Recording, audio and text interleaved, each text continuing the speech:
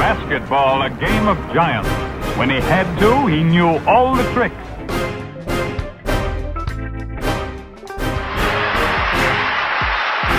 Nobody can pass that ball through the heart of the six. You want to put on a show here.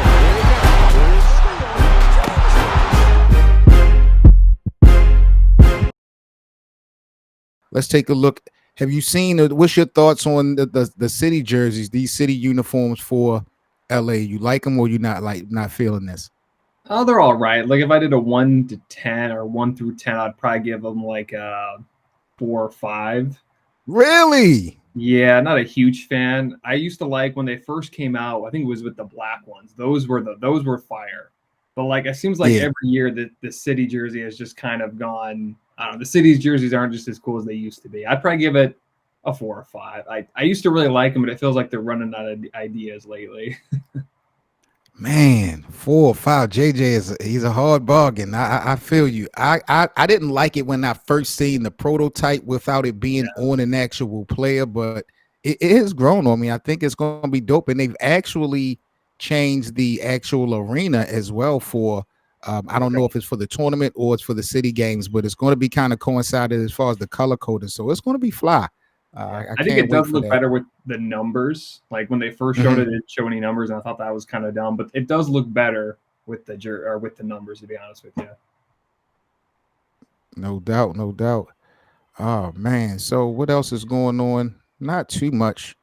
We are going to talk about Bronny James a little bit later on here on Lakers land. Right now, he has the lowest plus minus of all the preseason players at a -40. Have you had a chance to watch Bronny play so far this preseason? I have, and I actually did a video recently on Bronny. I think it was on Thursday, I want to say, but I think he's going to be good. He's just not ready right now. I thought they rushed him. Again, I've always said that he should have stayed in college one more year. Went to a place that was better suited for him. I don't think USC was the right spot for him. After that health scare, it just didn't seem like it seemed like he was rushed, and then he didn't do a lot in college because again he had the health scare. And then I think he should have stayed either one more year and transferred to a school where he could be the guy and basically prove to everybody that he's worth the first round pick. And the Lakers probably could have got him in the mid to late first round last year, regardless. If they're in like anywhere between 17 and 22 again, or I think it was 16 or 17 last year, I think they still could have got him.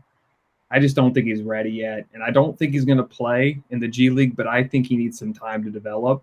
I did hear though, according to Shams, he's going to be ready for their opener against the T-Wolves, but I don't think he's ready. Can you blame LeBron James and the family for kind of expediting this process? I mean, when you go back and Bronny James, when he faced that heart scare, it seemed like LeBron and the camp internally made the decision that they were going to keep, Bronny close to them. It seems like one of the reasons why they opted not to do another year in college. They figured that his rehab and just getting better would be better for him if he was close to the actual circle of the James. Do you blame LeBron for that as a father? I don't blame him for that. I understand.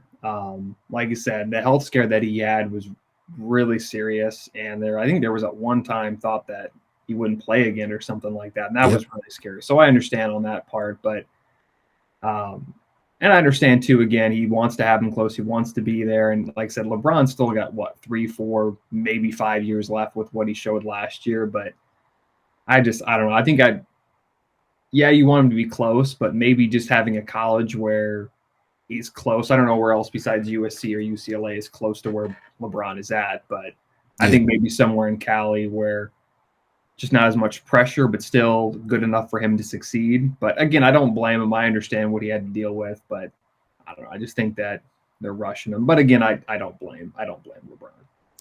I think everything you said is kind of spot on when you think about it. It is a risk, but possibly, especially since they got him in the second round this season, the Lakers probably could have wound up still getting Bronny James in the next draft. I also agree. I don't feel like, even though it was a small sample size that Bronny James played in USC, I don't feel like they played him right.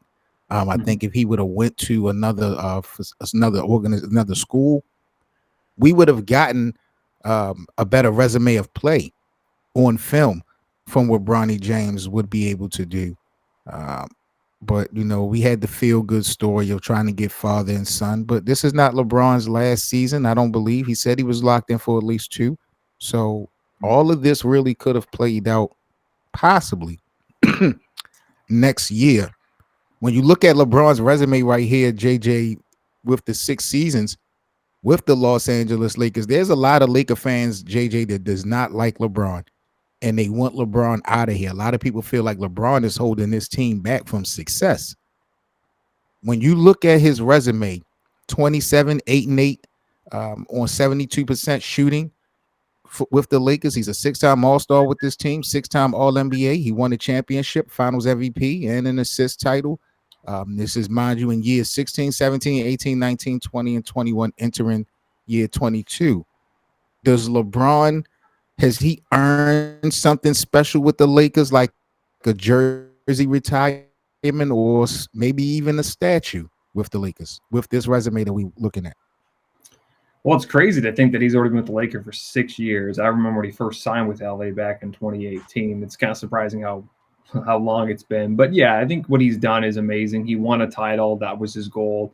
I know a lot of Lakers fans necessarily, there are some Laker fans, I don't know about a lot, but there are some Laker fans that don't like LeBron because they were huge Kobe fans, right? And some of them think that Kobe was better. I disagree. But what he's done is amazing because, again, with the Lakers, it's title or bust. Yeah, he's been there for 6 years. Yes, he's only won 1 title, but to win a title is very, very, very hard. We've had 6 different winners in the last 6 years, which is crazy. I don't think he gets a statue. The jersey, maybe, because again, he did win a title. He was the Finals MVP. He's been in MVP conversation almost like probably 4 of those 6 years where he could have won the MVP. I think he's more closer to a jersey retirement than a statue. Okay. But Gotcha. He's definitely up there in the Lakers just because he's been there for so long and because he's pretty much seeing nothing but success, except for maybe the first year, but there was a lot of injuries and that team just wasn't ready. But I would say he's closer to a jersey retirement. Including his injury, because remember, he had that groin injury in that first season that he was out, so that cut it short. Justo in the live chat says Anthony Davis and LeBron was the best thing that happened to the Lakers after Kobe had retired, and that's an absolute fact. And I'm gonna keep saying it. I don't believe Anthony Davis would even be in a Lakers uniform if it wasn't for LeBron James. So I'll be crediting LeBron in a sense for help bringing in the future, establishing the cornerstone for the Lakers once he's gone in Anthony Davis. Now, who knows how long AD is going to want to be in LA without LeBron, but at least, that's LeBron's doing, putting that in position.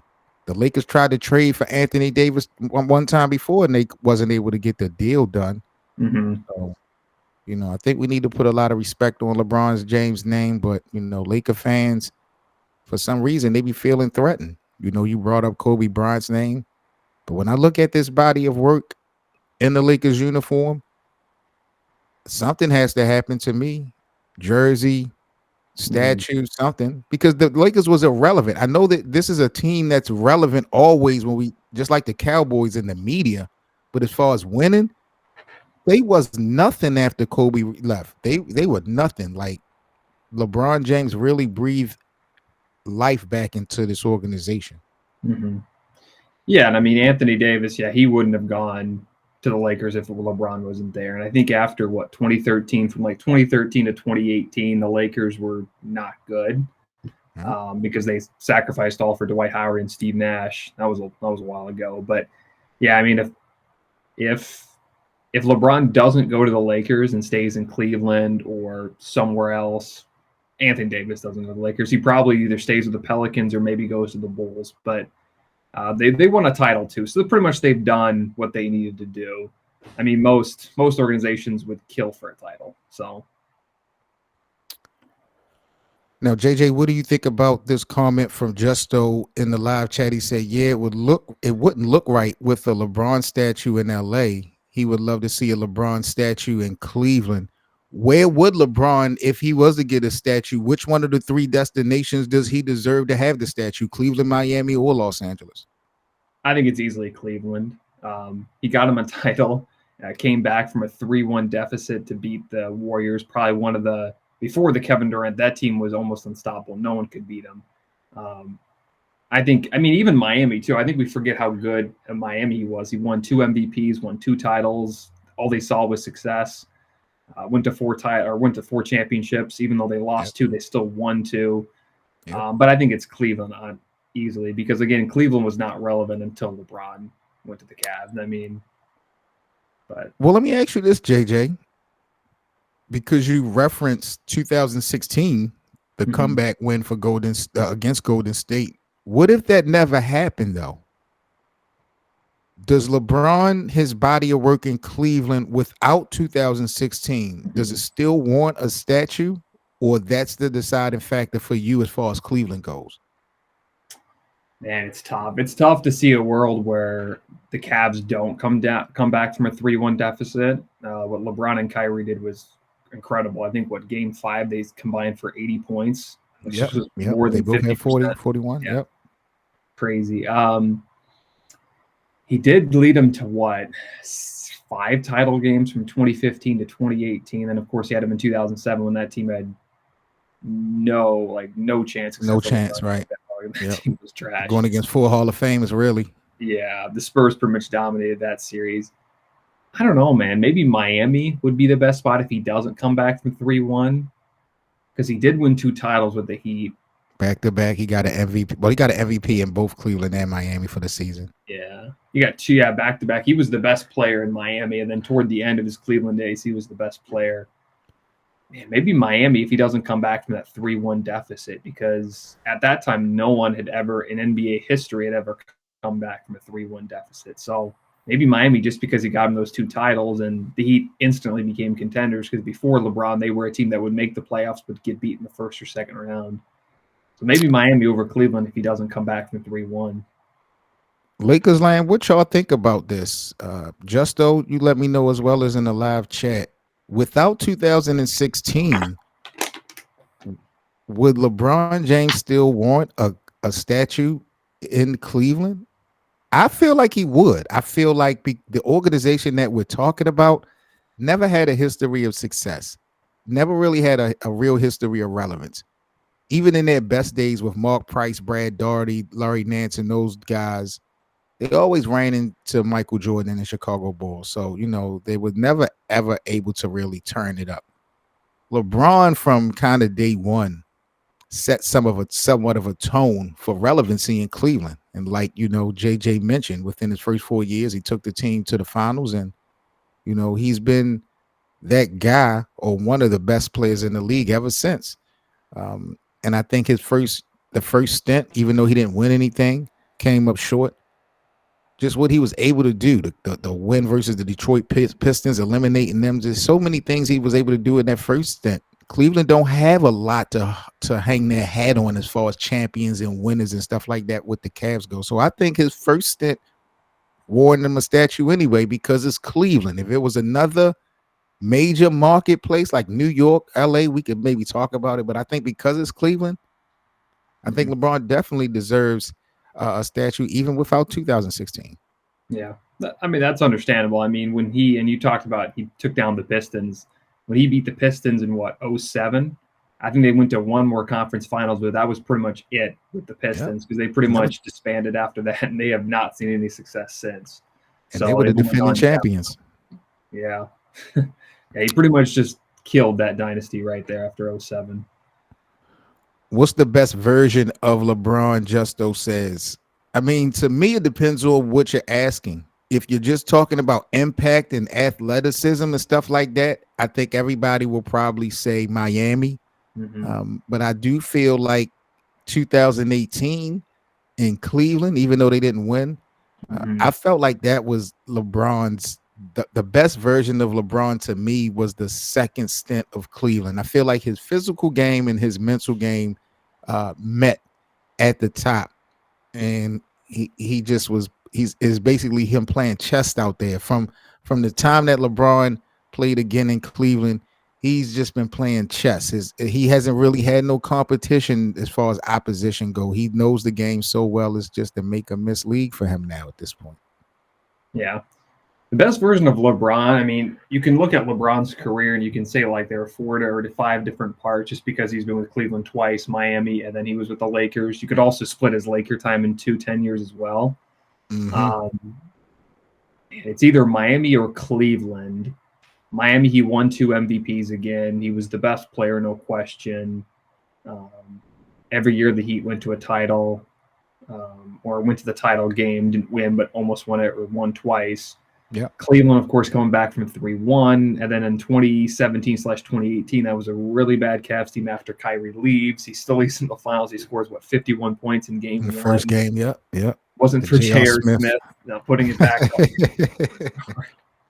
and you also have to look at the 2017 team. If Kevin Durant's not wide open for that 3 in game 3, maybe that series goes longer than 5. It probably goes to 6 or 7. I would have to the fact that KD went to the Golden State Warriors is because of LeBron. Yeah. To me, in my eyes. Mm-hmm. It was pretty much game over when Durant went to Golden State. And if you've seen what the NBA has done since with the rules, like they've basically outlawed the big 4, I guess. You can tilt that from that happening again. 3, Yeah, that's a fact. That's a fact. They don't want to see that happening again. Yeah, just look at what happens with Phoenix right now. They're pretty much stuck with that big 3 or big 4, and they pretty much don't have much of a bench really, or outside of those top 4. But I would have to say Miami, just because he was the best player in the league. Again, 2 MVPs. I mean, from 2011 to 2014, they were talking about Miami constantly, and nowadays they barely talk about Miami. They're making the play-in game and then maybe making a run, but not altogether winning it. So. Last on now NBA news from NBA Twitter, Doc Rivers doesn't understand why the Lakers fired Darvin Ham. Now, the Lakers just went into Milwaukee the other night, got a big comeback win in their 3rd game in the exhibition. This was a revenge game, possibly for Darvin Ham, going up against his former team in the Lakers. We also had a little bit of friction between J.J. Redick and Doc Rivers. In this interview, Doc Rivers was basically saying that it was Darvin Ham who led the Lakers to the Western Conference Finals as well as the playoffs in the in-season tournament last year, and he doesn't understand for the life of him how the organization could part ways with Darvin Ham.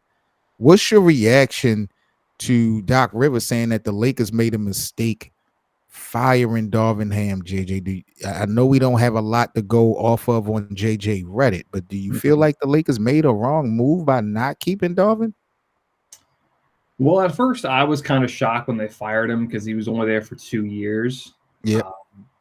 And I understand why Doc Rivers is saying that, because I believe Darvin Ham is the assistant in Milwaukee, correct? Yep. So I can understand why Doc Rivers is saying that. But I mean, again, with the Lakers, it's either title or bust, or even title contention where you at least make the conference finals. He made in his first year, didn't make in his second year. And if you don't have success, you're gone. I mean, even Vogel won a title. He was gone after 2 years later. Yeah. But you pretty much have to make the conference finals. So I kind of understand why the Lakers fired him. But I don't know if he was the reason why they made the conference finals. That was LeBron and Davis. Thank you. That's my thing. You got LeBron James and Anthony Davis on your squad. Don't tell me a guy in Darvin Ham who knows nothing about lineup and adjustments is leading a team to a conference finals or something like that when you have LeBron and AD on your team. Man, please. Yeah.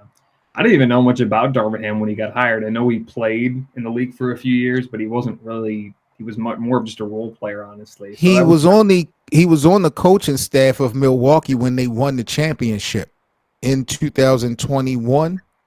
Yeah. Or was that 21 or was it 20 something like that? Yeah. So that's how he got the Lakers job, was because he won the championship with Giannis. So that's why he got, you know how usually those assistant coaches of the winning team get their head coaching opportunity. So the Lakers was his, and it didn't work out. He wound up getting back with Milwaukee, this time under Doc Rivers, and he took Taurean Prince with him. Taurean Prince was playing for the Lakers last year. He's now in Milwaukee. But the Lakers did get the win the other night. They play twice a year because they're in different conferences. Both games will not be until March. So it'll be a minute before we get to see LeBron and AD versus Dame and Giannis and Doc Rivers and JJ Redick again. But very important that the Lakers got some type of win the other night. The first win for the Lakers as a team since April the 27th. The Lakers haven't won a game, period, since April. So finally snapped that streak. Justo says Doc got a lot of nerve when he got the Bucks job by accident when he's not even supposed to be there in the first place. Snapple fact. But it's all good because he can praise Darvin Ham all he wants. Darvin Ham is going to be the one that's going to take his job. When things go left in Milwaukee, they're going to get rid of Doc Rivers and they're going to replace him with Darvin Ham. So I just need Darvin Ham to keep that energy since he want to stick his big ass nose in Lakers business. Yeah, I mean, Adrian Griffin coached, 33 games, and they had a top record. Yes. Fired, so. Bronny James, let's talk about it. Lakers land here on the podcast. Seven Mitchell, JJ Peters. We are in the building. Shout out to all the supporters here at Lakerland. Make sure y'all follow our room here on Playback. Just a reminder, I told you guys there are going to be a couple of games that this room and Playback are going to be hosting, a couple classic games. You guys are going to have an opportunity to win free NBA League Pass access. This upcoming Monday, I'm actually hosting the first of 3 games. It's going to be Shaquille O'Neal's first game ever with the Lakers.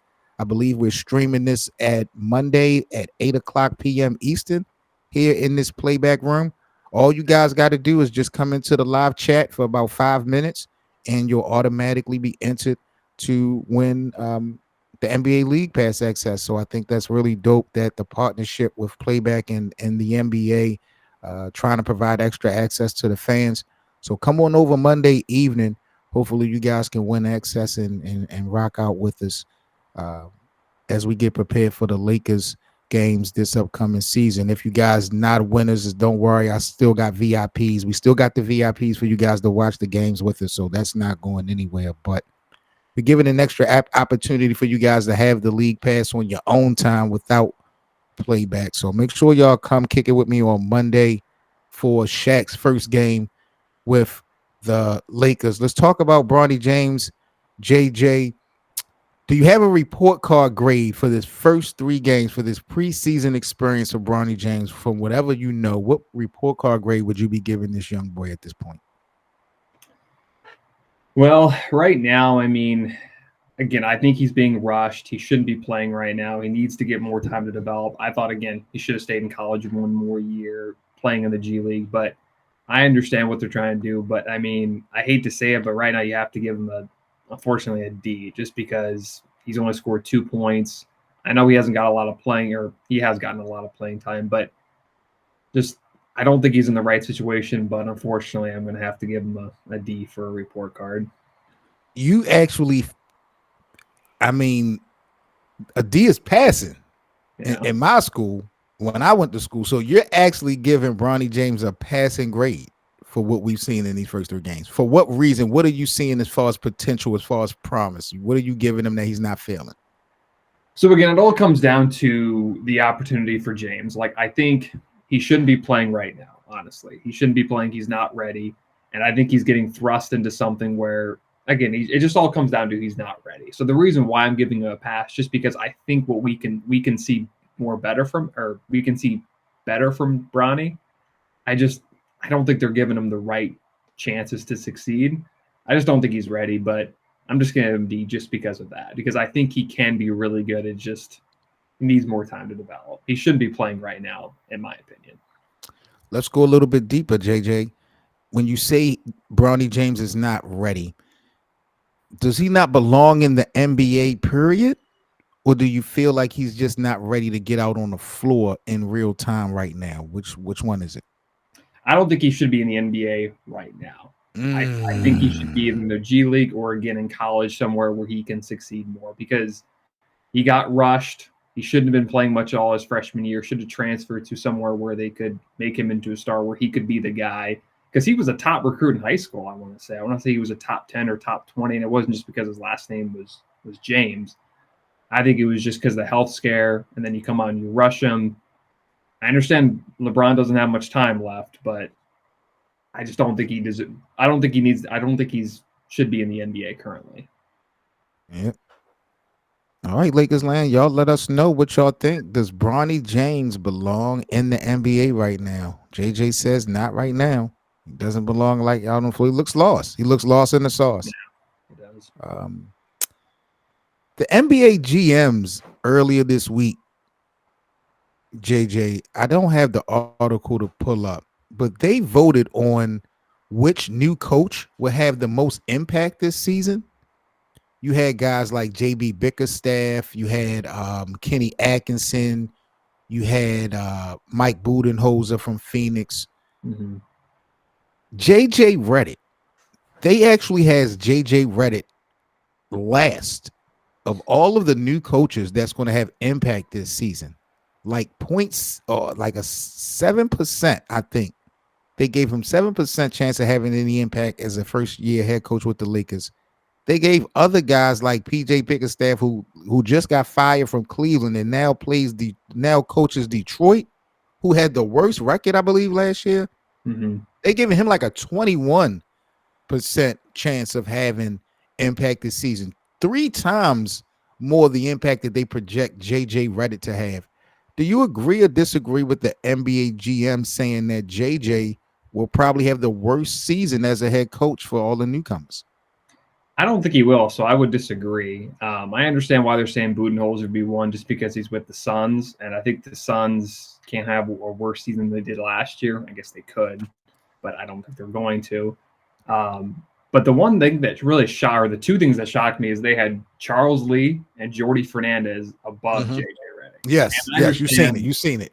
Blew my mind. I mean, I guess it can't get any worse. But it can get worse for both the Nets and the Hornets.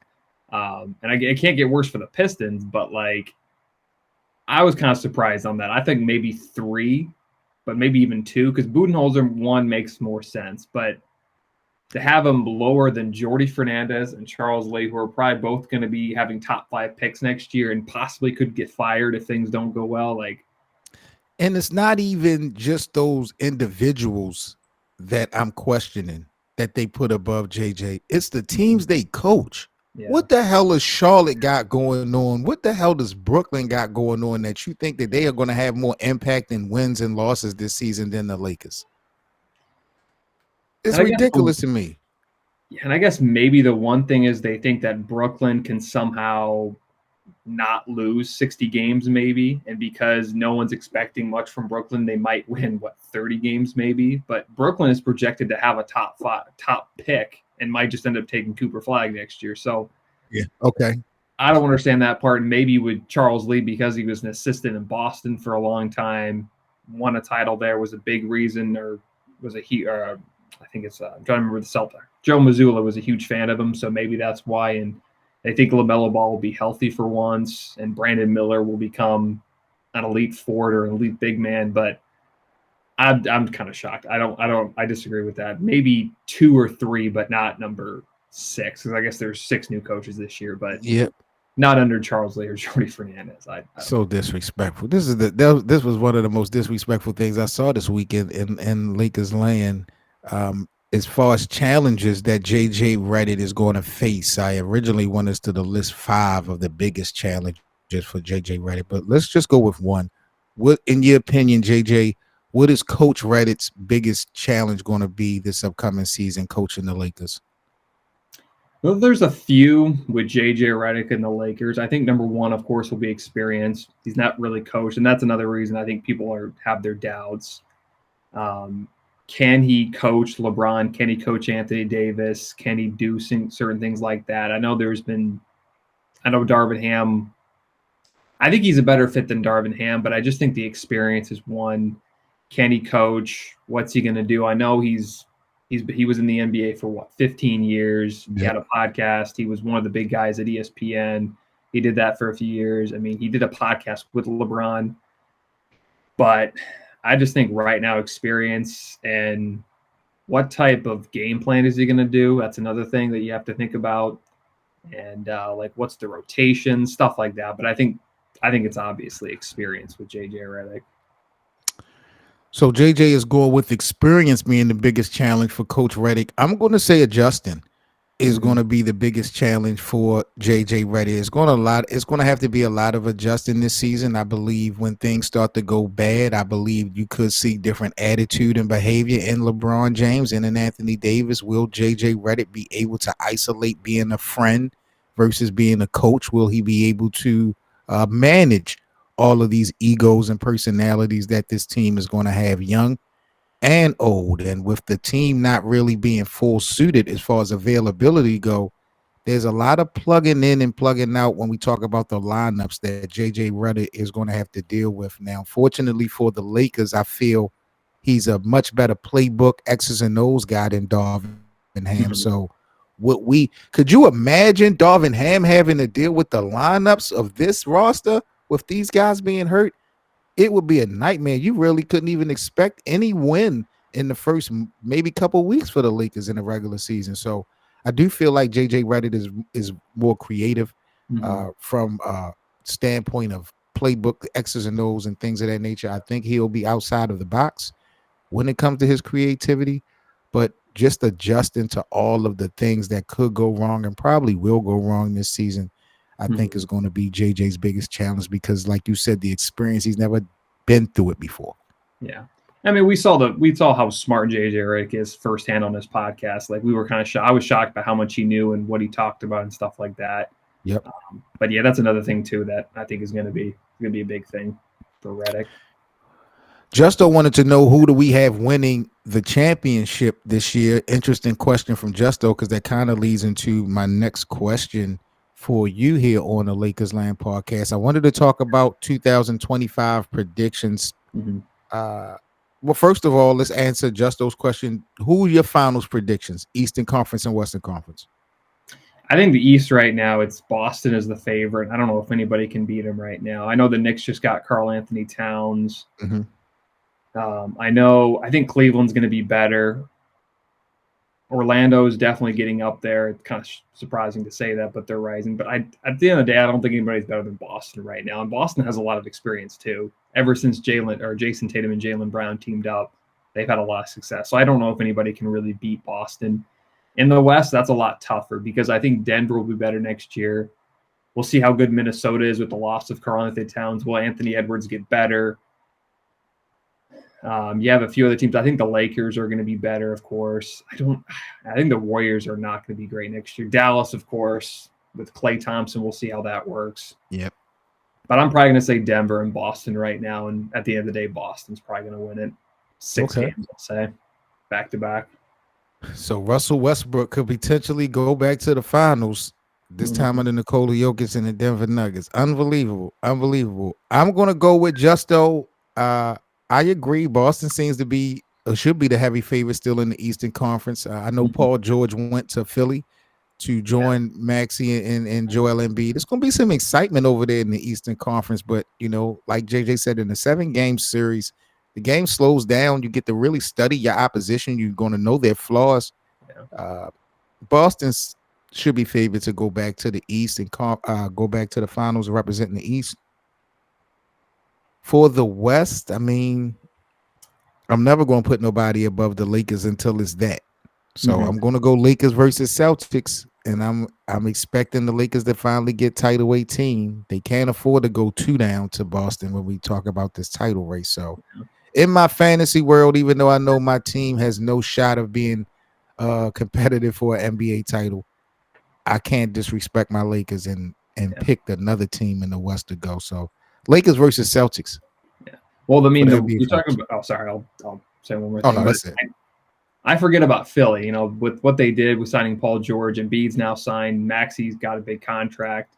They signed the guy with France. I can't remember his name now. The guy who he went crazy against Team USA, and they got Nick Nurse as the head coach. Yeah, and what they did in the offseason, they got Eric Gordon, Andre Drummond, got a bunch of players. And then I forget about too with Denver. The one thing that Denver's problem, of course, is the depth. They got Russell Westbrook. They got a bunch of other guys, but that's one concern I would have for Denver. But yeah, we forget about Philly, and I think Philly is going to be better. I just don't know. I don't think they can take down Boston. At the end of the day, Boston is the team of the East to beat.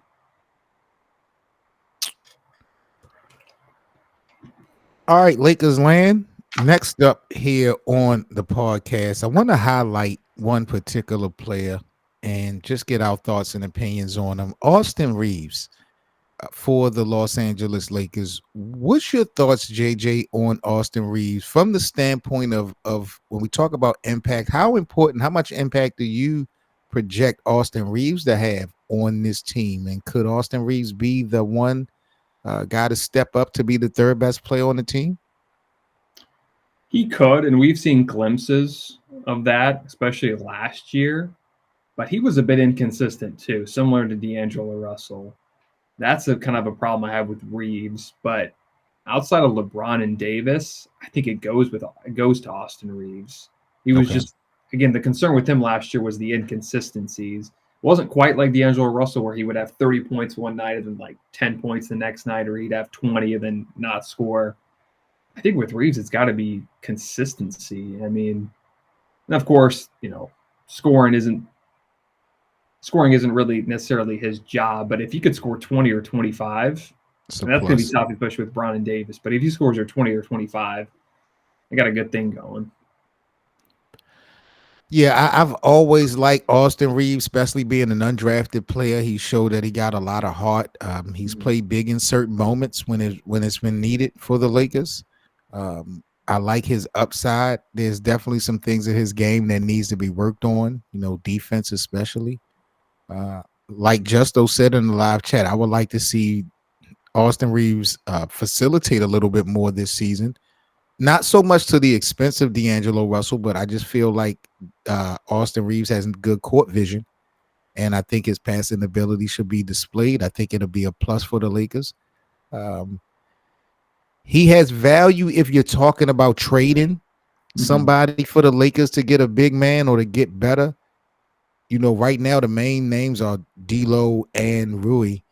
But, Austin has value, but I don't believe that the organization would be willing to part ways with Austin Reaves. He would be the last guy that they would trade outside of LeBron and AD if they had their choice. I think they really do believe in Austin Reaves.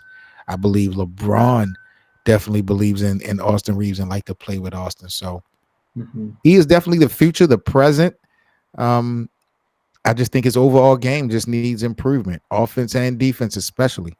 But I like him. Yeah, and I think right now with one question too about the Lakers is who's playing the 5? Is it Anthony Davis, or is he going to play the 4? I mean, that's kind of the question I have right now. And if you both have Russell and Reaves starting, do you have Hachimura at the 3, and then you have LeBron at the 4 and Davis at the 5, or is it putting LeBron at the 3, Davis at the 4, and someone else at the 5? That's kind of my question for the Lakers this season. I agree. All right, we about to get up out of here in a couple minutes. That's pretty much all of the Lakers talk that we had. Let's play a little game real quick while we got about 5 minutes left. Let me try to pull this up. Let's get a little bit of NBA Jeopardy on. Let's test out knowledge of this game. I'm not sure how the setup's supposed to work, JJ, so you gotta forgive me if I do get this wrong. I'm doing a little test run. We're going to figure this out because what I plan on doing is having a couple content creators. You'll definitely get an invite yourself. I'm going to have a couple YouTube content creators come up and join me here on Playback, and we're going to get a real official game of NBA Jeopardy going on. So it should be pretty exciting once I can figure it out. But let's see what we got here. I'm going to represent Team 1. JJ is going to represent Team 2. I think I already started. Yeah, I think we already started on this. It was me and somebody else. So let's continue on. Let's just see what we can do. Let's see if we can get one round out of here. I'm going to go first, JJ. I'm going to go with teams for 3,000. Okay. Georgia. This is crazy because I would think that what the question would be. So we're gonna have to pick another one. So let me see what the answer was so I can figure this out. Atlanta. Okay, that doesn't make sense to me. Yeah. All right, so let me try again. Let me go for players for 3,000. How many players have scored a triple double? Is that how many players have I'm scored gonna say. on a game or a season or I mean, I guess in a just. time? I'm assuming in a game, in a regular season game, how many players have recorded a triple double in the NBA in history? It's a weird ass question. I'm gonna say under 100. Do you think it's under 100 or over 100? I think it's over 100. That might sound crazy, but I say over 100. You say it's over. You say over 100. I'm gonna say under 100. Oh wow, way. How many players have scored a triple? 29. 29. Wow. Okay. Wow. All right. So give me my 4,000. All right, JJ, pick your next category. G, it's on you. All right, let's go nicknames for 2000. Alien. Oh, Alien. Who's the alien? That's got to be Wemby. That's who? Yeah, that's Wemby? got to be Wemby. I don't know if this is Wemby. I don't know how old this one is, how old this game is. Let's see. Wembanyama. That's what I thought. That's a fact. You got it. All right. I'm going to go with facts for 1,000. Who is the shortest NBA player? It's got to be Muggsy Bogues. Yeah. You going with Muggsy? Yeah, he's what, 5'3"? Yeah, I'm going with Muggsy. Let's see.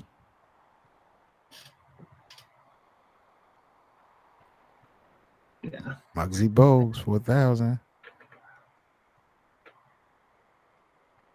All right, it's on you. Let's go players for 4,000. Scored the most Who points. scored the most points in a finals game? It's got to be Wilt. I'm going to say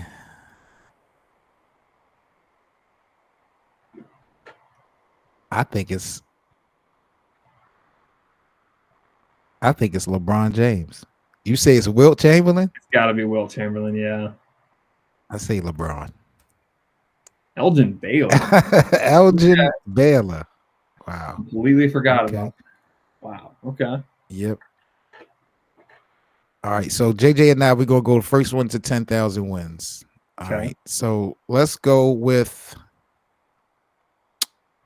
players for 2,000.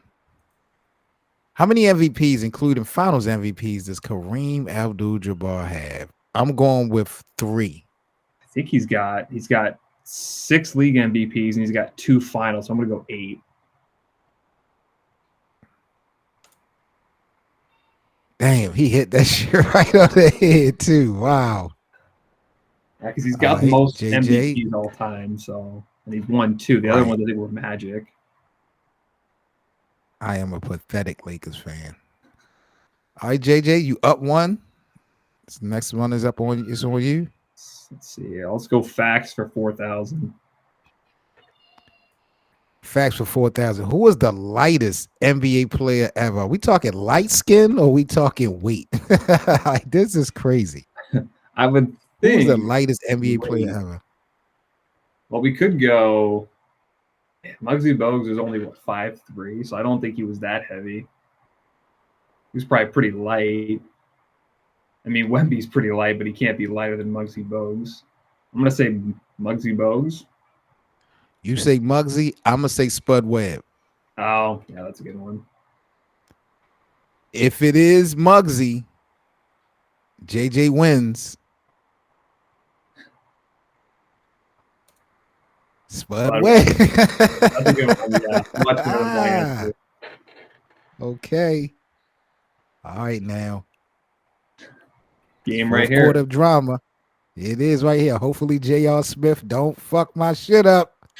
All right, let's go with nicknames for 3,000. Cookie Monster. Cookie Monster. Yeah. I haven't. Wait a minute.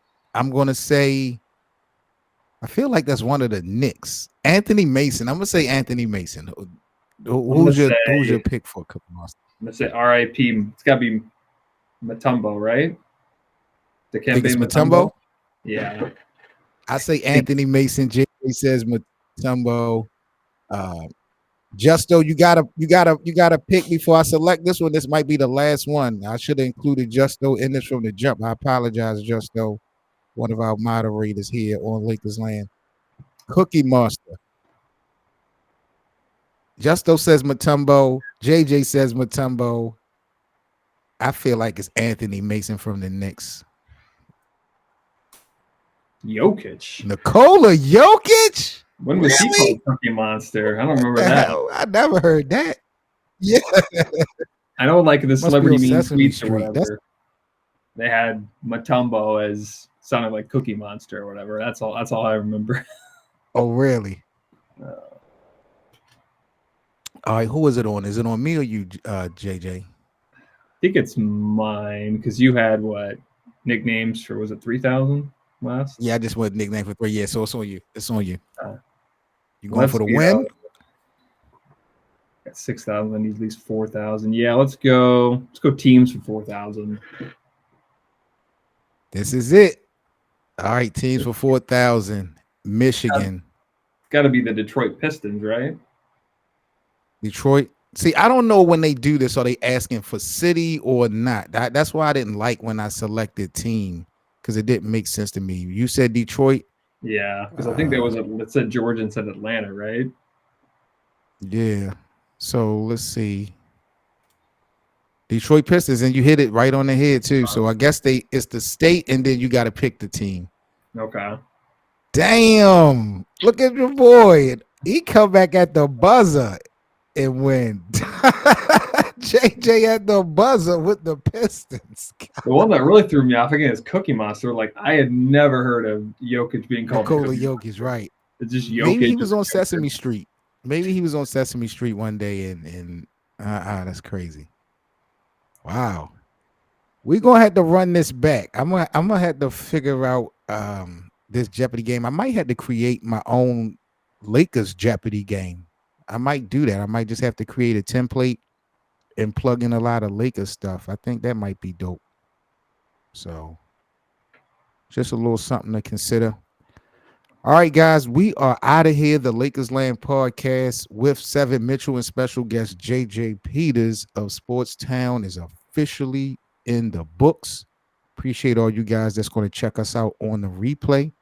Also, the podcast is available on all your listening platforms, wherever you like to check out your podcast. Shout out to our moderator, Justo, of the Lakers Land platform.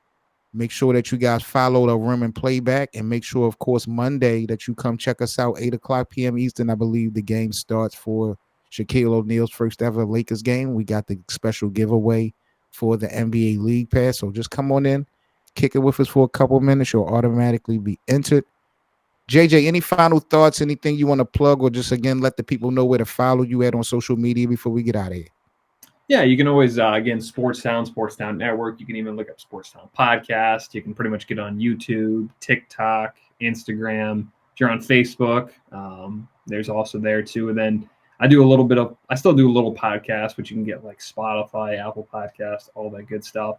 Hopefully you heard me well. Hopefully my video and audio was fine. Unfortunately, I had something else planned, but it just didn't work out. So again, don't forget to check out. Again, you can go to my website. I do some blogs as well. I haven't done them in a while, but you can always check that out. And then, of course, I have a store as well, so you can buy merch. So thanks again. No doubt, man. Always, man. This is my dog. He's always been official. Like I told y'all, he puts the work in. So make sure that y'all go over to Sportstown and subscribe. His YouTube channel, again, is pinned in the live chat.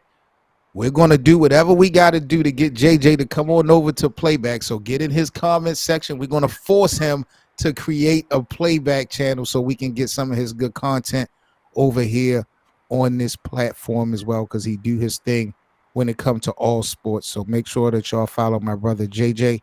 I'm Seven Mitchell with the Lakers Land Show. Y'all know how I do. I might go live again later on tonight, but if not, catch you guys in the morning. Y'all know how I do, so stay safe. Enjoy the weekend.